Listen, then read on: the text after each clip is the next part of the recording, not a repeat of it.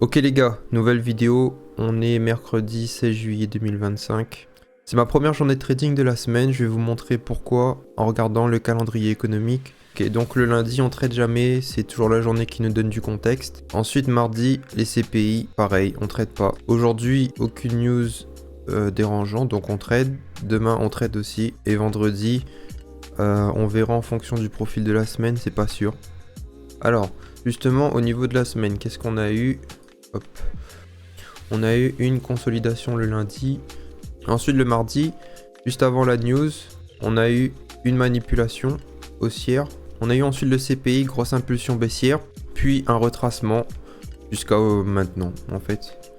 On peut voir clairement la différence de price action entre une expansion puissante et un petit retracement. Donc là les gars, le défi d'aujourd'hui, c'est de savoir si on a une manipulation haussière pour faire des plus bas, premier scénario, ou on continue à retracer. Alors ça va être comme ça, un truc comme ça un peu. Si ce scénario de retracement aussi arrive, notre seul objectif c'est de ne pas se positionner, on passera notre tour. Par contre, si on a une manipulation haussière puis un reversal pour faire des plus bas, on cherchera si possible à capturer le point haut de la journée. Sinon, comme du coup la première vidéo, on cherchera à se positionner en cours de mouvement et profiter de la descente. Ok, maintenant pour le plan de la journée concernant les zones d'intervention. Donc un peu comme la première vidéo. En fait c'est le même setup, donc ça sera le même concept. Time and price. Au niveau du temps, on cherche absolument à intervenir pendant la kill zone de Londres. Selon la data, les probabilités d'avoir ce fameux high durant la première heure de la kill zone, donc à 2h UTC-4, étaient nulles, vous pouvez voir. Dans un monde merveilleux, le scénario qu'on aimerait avoir, c'est qu'on vienne chercher cette zone là durant cette demi-heure là, donc il nous reste 20 minutes pour augmenter nos probabilités. Pourquoi? Puisque comme vous pouvez le voir, c'est la demi-heure où on a le plus de probabilités, presque 50% de chance. La zone de temps est en bleu, dessinée en bleu, donc entre 3h et 4h59. Maintenant, concernant la zone de prix, on a nos probabilités qui sont plus ou moins réparties sur ces 4 zones-là. Donc 24%, 25%, 17% et même le 10%, en vrai je le prends en compte, même si on fera plus attention.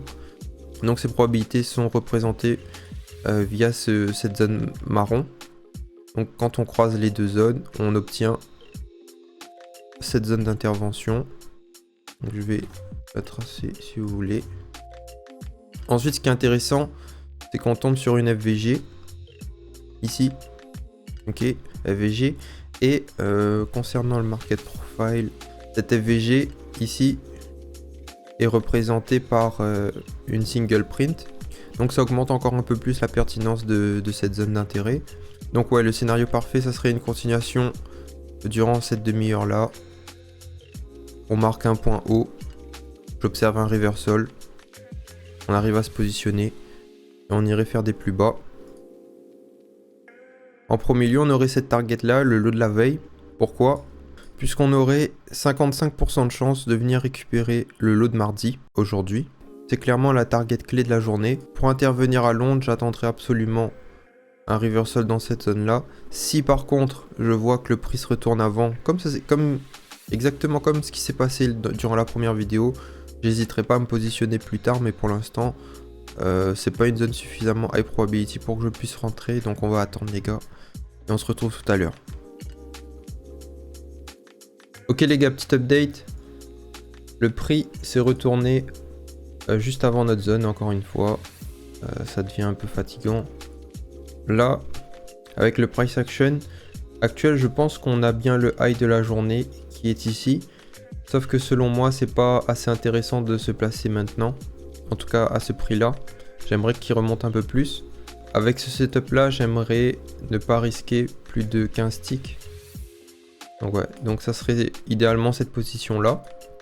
Ce qu'on va faire, c'est qu'on va soit attendre un retracement et se positionner, soit, si le prix nous donne pas l'opportunité, le laisser partir sans nous malheureusement et essayer de se repositionner durant l'après-midi.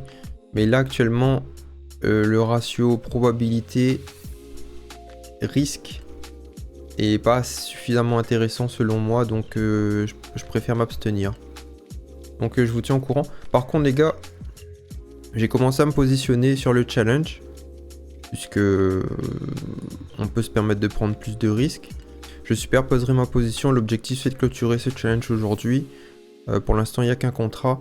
Mais en fonction de l'évolution du prix, je pourrais monter jusqu'à 5. Donc à voir comment la situation évolue.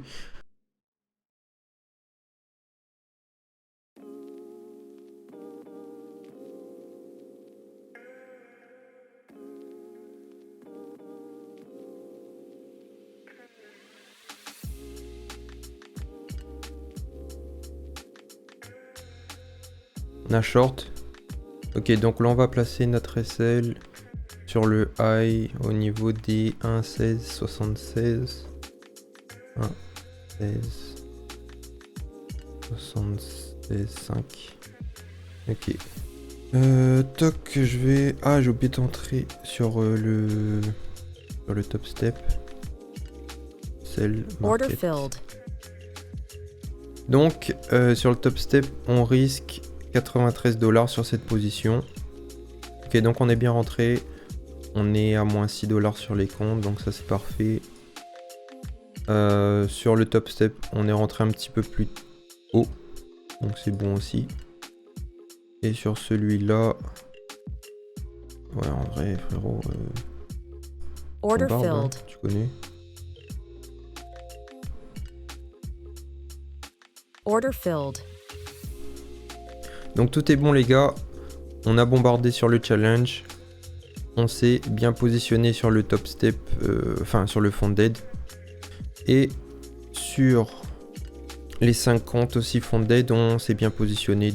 Ah oui les gars, j'ai oublié de vous présenter l'entrée sur le footprint, donc mon signal d'entrée ça a été cette demi-absorption. En vrai, elle est pas très belle mais elle existe. On a eu des acheteurs agressifs sur le haut de la bougie qui n'a pas fait monter le prix. On a eu un essoufflement sur la mèche. Vous pouvez voir qu'on a eu très peu d'ordre tout court d'ailleurs. Le prix est parti du côté opposé malgré le delta positif. Et ensuite, dès que les vendeurs agressifs sont arrivés, le prix s'est écroulé complètement. Sur le M5, le retournement est plus clair. Vous pouvez voir qu'avant le retournement, quand les acheteurs bombardent, le prix monte proportionnellement à la force acheteuse. Le delta est très positif, le prix monte en flèche. Et sur la bougie d'à côté, on a à peu près le même delta pour à peu près le même volume. Et pourtant, le prix baisse et ne réagit plus. Donc on a eu en première partie une absorption des acheteurs. Et le setup de retournement s'est fait en 2 temps, puisqu'après les vendeurs agressifs sont arrivés. Et le prix s'est donc écroulé. Ok les gars, update. On est à l'open de la New York Kill Zone. C'est une catastrophe. J'ai eu le temps d'aller chez le coiffeur. Le prix, il a pas bougé les frères. Sauf qu'on est à la New York Kill Zone. Et ça nous offre la possibilité de nous repositionner à un bon prix. Puisqu'actuellement, le mouvement de la journée n'a pas encore été effectué. Je pense que ce point-là, le niveau des 1,1669 est potentiellement le high de la Kill Zone de New York. Donc les gars, je vais me repositionner tranquillement. Marché. Oui. On va se positionner uniquement sur les 5 comptes. Le top step, je le laisse. Je préfère pas trop m'exposer là-dessus. Je laisse tranquillement. De toute façon, on n'est pas pressé. Ok les gars, j'ai regardé un peu pour les targets. Donc comme on s'est positionné 2 fois, on va avoir notre TP1, notre premier TP, sous le lot de la veille. Donc sur les 1,1641. Je vais le placer tout de suite. On va le mettre un tick en dessous. Du coup, pour la seconde target, l'objectif, ça serait de capter une grande partie du daily range du mouvement de la journée. Donc, je le placerai ici, sur les 1,16,205. Ok, pour top step, j'ai réfléchi. La première target pour capter le lot de la veille, ça me paraît pas suffisamment intéressant pour un contrat. Donc, on l'a mis sur la deuxième target. Comme je rappelle, l'objectif, c'est de capter le mouvement, une partie en tout cas du mouvement de la journée. C'est un peu plus risqué, mais le RR est largement plus intéressant. Donc on accepte ce risque-là. On serait autour des 600 $ de gain si notre TP serait touché. Ok, donc je pense qu'on n'a plus grand-chose à faire.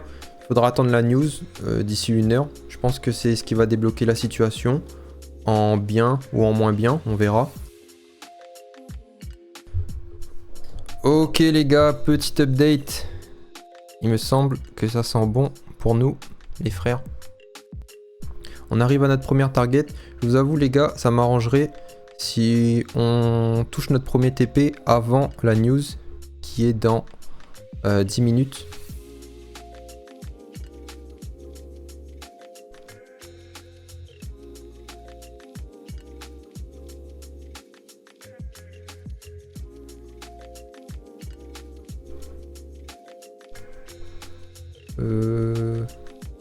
On a 3067. Order filled. Ok, donc là on est sorti.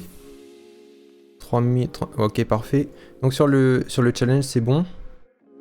Et pour ici. Ah oui, puisqu'en fait on n'a pas TP au même moment, puisque moi je l'ai mis sous le lot. Oui, pardon. Ok les gars, c'est bon, on a touché les TP. On a lâché un contrat. On en a plus qu'un, ouais. Ok les mecs, j'ai déplacé mon SL. Je l'ai mis au-dessus du high que je pense être le high de la killzone. Donc en théorie, si mon scénario est bon, le prix n'aurait aucun intérêt à revenir au-dessus de ce high là. Donc j'ai mis mon SL ici. Si on irait au-dessus, mon scénario serait invalidé. Je vais le mettre aussi pour le top step. Et on va vivre la news ensemble les refs. Wesh.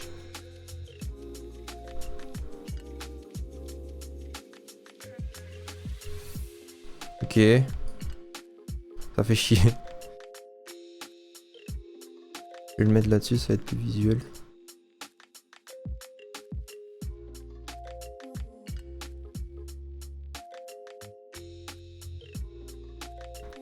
Ok les gars, est-ce qu'on n'aurait pas notre high toujours protégé, un retracement, puisqu'on a eu un mouvement assez unidirectionnel depuis le début de New York, un retracement, et on pourrait continuer à faire des plus bas tranquillement. En tout cas c'est ce qu'on espère. On verra comment ça se passe. Ok les gars, apparemment la news est mauvaise pour le dollar. Donc on va clôturer, tant pis. En fait, j'ai pas envie de perdre mon avance. Si je suivais mon plan strictement à la lettre, j'aurais pas dû clôturer. Ok les frères, dernière update. Donc tout s'est passé exactement comme on avait prévu. Et pourtant les gars, j'ai réussi à faire de la merde. Je vais vous expliquer pourquoi. Alors déjà, ce qui s'est pas bien passé. On est sur Bookmap, donc je suis rentré à Londres ici. L'entrée était pas forcément bonne, mais le scénario était correct, donc c'était bon. À New York, on est rentré pixel, tout était parfait, rien à dire. Order filled. Ensuite, on a été TP. Alors je vais vous mettre TradingView. On est venu récupérer le previous daily low. Il y a eu la news et c'est ça qui m'a fait peur. Je savais qu'il fallait tenir le trade puisque statistiquement j'avais tout intérêt. Et il n'y avait aucun moment où je devais clôturer ce trade, mais en fait je sais même pas quoi dire. Je pense que j'avais peur de perdre, je sais pas pourquoi. Et j'ai clôturé prématurément les gars. J'ai clôturé ma deuxième position ici, alors que tout était bon les frères. Regardez TradingView, le prix il a touché le TP final. J'ai gâché je pense 400 $ de profit par compte. Donc je vous laisse faire les calculs de ce que j'ai laissé sur la table. Par contre sur Top Step, du coup là on vient de sortir. On a fait, du coup, on est sorti exactement, on avait placé notre TP final, on a fait 600 $ de profit, je vais tout enlever, on peut aller voir si vous voulez. On a fait 600 $ de profit, on est à 1000 $ de PNL en 3 jours de trading, puisque du coup, comme je vous ai dit, j'ai pas tradé ni le mardi ni le lundi. Et juste pour vous montrer à quel point je suis une grosse merde, on a fait plus d'argent avec un contrat en respectant notre plan qu'avec 2 contrats, parce que j'ai vendu 2 fois, une fois ici et une fois ici et une fois ici, ouais pardon. En vendant 2 contrats, j'ai fait un profit inférieur à ce que j'aurais dû faire avec un contrat. Donc je vais me remettre en question, il y a beaucoup de taf à faire là-dessus. Donc oui, c'est une journée gagnante, mais c'est une journée où j'ai fait de la merde, je suis vraiment pas fier de moi. Et je vais vous montrer, ce qui est encore plus rageant, c'est que j'avais aucune raison de faire ça, aucune raison valable de faire ça. Je vais vous montrer un truc. Ok, j'ai pas mal de préparation avant chaque semaine de trading. Mais il y a un élément clé que je fais, et qui me carry, clairement, c'est que je note depuis 10 ans, enfin sur les 10 dernières années, ça fait pas 10 ans que je fais ça, mais j'ai noté sur les 10 dernières années les annonces économiques que j'aurai durant cette semaine à venir. Donc en l'occurrence là ce sont les PPI. Et je les ai notés depuis ces 10 dernières années, chaque jour qu'on a eu sur l'euro USD. Et en faisant ça, j'obtiens des statistiques précises qui m'aident à prendre des décisions. Donc là, pour les PPI, on en a eu 132 en 10 ans. Ok, donc on a vu qu'on avait 132 PPI sur 10 ans. Et vous pouvez voir que dans 70% des cas, on a eu une continuation à New York. Une continuation à New York, c'est quoi? C'est que lorsqu'on a une session de Londres baissière, dans 70% du temps, la session de New York continue, donc une continuation, va dans le sens de Londres. Et c'est exactement ce qu'on a eu. Donc en fait, ce que je veux vous dire, c'est que c'est même pas une question de croyance ou pas. J'avais fait le travail en amont pour prendre les décisions les plus éclairées possibles. J'avais tout bien fait, que ce soit l'exécution, que ce soit le plan, que ce soit la gestion de risque, même placer mes essais, je les ai bien placés, tout était bien. Mais je me chie dessus à la fin et en fait je respecte pas le travail que j'ai fait en amont. Donc je vous dis ça en toute transparence, je vais faire le maximum pour continuer de m'améliorer. Mais c'était aussi pour avoir un esprit critique sur mon travail et pas vous montrer que quand ok je gagne c'est bien, mais je peux faire 1000 fois mieux en fait. Donc on a fait 462 $. Par contre, sur cette propre firme et 600 $ sur le fonds d'aide chez Topstep. Et en fait là il me montre plus mon challenge. Normalement c'est parce que je l'ai passé. Et du coup ouais, on a passé le challenge. Donc je vais essayer de vous mettre le screen au montage. Donc on continue à scale. Au final tout s'est bien passé. On essaie de rester positif, mais je pense qu'il faut quand même avoir un esprit critique sur son travail, puisque c'est un domaine qui demande de l'excellence. Donc voilà les gars, j'ai essayé de faire plus court que la vidéo précédente. J'ai écouté vos conseils, j'ai essayé de parler un peu plus vite, j'ai essayé de parler un peu plus fort. Si vous avez d'autres retours à me faire les gars, je suis totalement preneur. Je vous remercie et on se retrouve la semaine prochaine.